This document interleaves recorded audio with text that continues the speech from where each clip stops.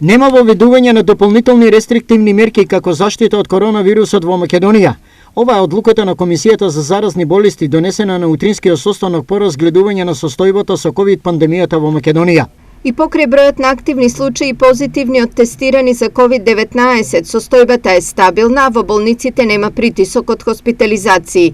Главниот државен фокус треба да биде ставен на имунизацијата на населението. Образложија од Комисијата по завршувањето на седницата. Ова значи дека и понатаму се дозволени свадби на отворено и затворено, а заштитна маска се носи само во затворени простории. Министерството за здравство апелира граѓаните да се придржуваат кон препораките за заштита и спречување на ширење на вирусот COVID-19.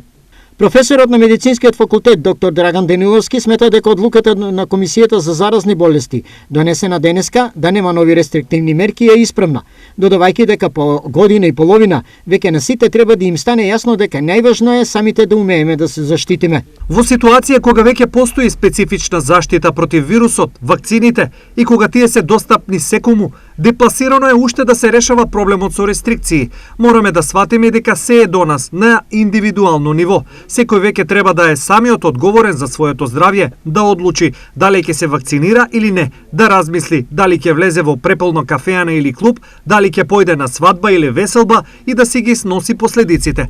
Не може државата до бесконечност да изигрува полицаец и да го покрива неодговорното поведение на поединци и групи. Смета доктор Даниловски.